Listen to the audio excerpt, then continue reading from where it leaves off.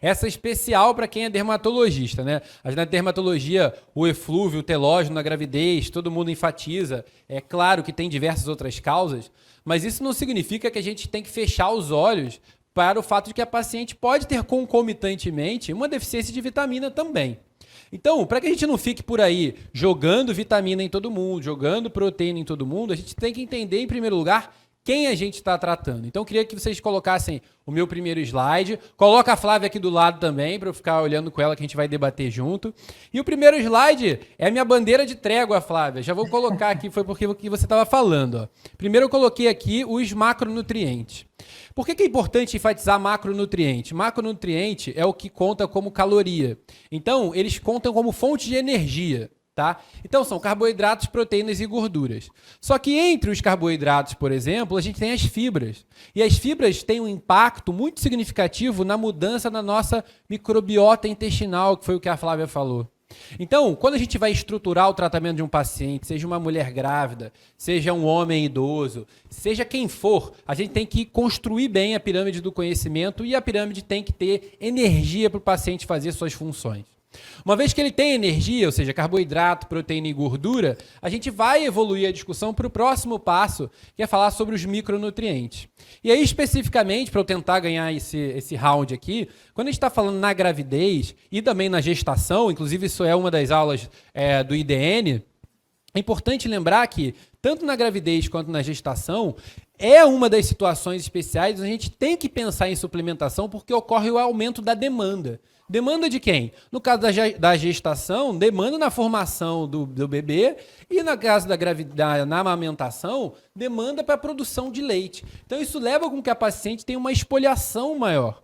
Então, algumas diretrizes falam em aportes diferentes de quantidade de caloria nos trimestres diferentes. Outras falam que você pode focar em quantidades maiores do que a normal, mas igual durante todo o trimestre. Mas não há dúvida, é em torno de 9 a 12 ganho de quilo de peso durante a gestação, se a paciente chega com a gordura dentro da normalidade. Então, o que a Flávia falou também, a paciente pode ter obesidade e pode ter uma obesidade com carência de nutrientes. Então, existe excesso de caloria e de carboidrato e ele pode ter carência de vitaminas, por exemplo. Então, a gente tem que entender e individualizar. E aí, esse é o grande ponto que eu queria chamar a atenção para finalizar aqui, é o meu golpe que eu deixei para encantar os juízes no final. Que é o quê? É a gente entender que a alimentação ela deve ser abordada com o mesmo respeito que a gente tem sobre as medicações. Ou seja, uma vez que o alimento cai para dentro do nosso organismo, ele vai ser digerido, vai ser sintetizado e vai formar peptídeos, como a gente enfatiza muito no colágeno, mas e nas outras proteínas também. Ele vai estimular a produção de hormônios intestinais, mas, acima de tudo, metabólitos que vão atuar sobre o nosso organismo. Então, esses metabólitos eles podem atuar e ser avaliados da forma aferente, ou seja, em relação ao que ele estimula o nosso sistema nervoso central, mas depois, a partir de tudo isso que ele estimula a partir do sistema nervoso central. Então, fome, saciedade, metabolismo, oxidação de gordura e inflamação. Então é muito difícil você achar hoje na medicina uma doença em que você não fale sobre inflamação na biogênese dela, na fisiopatologia dela. Então aqui os trabalhos mostram que a oxidação de gordura, por exemplo, não depende só de comer muito ou pouco. Depende do paciente comer bem para estimular a sua massa muscular e a sua massa muscular está saudável para produzir saúde.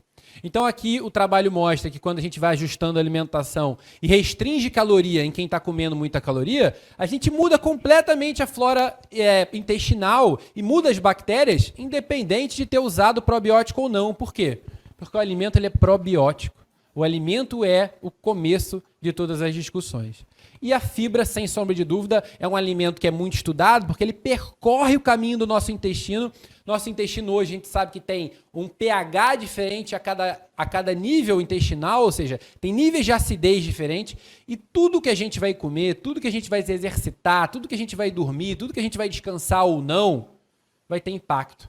Então, como a dermatologia já estuda tão bem, de olhar para os expossomas e entender que isso tem impacto na pele, isso vai ter impacto em todas as doenças, em todos os olhares que a gente tiver.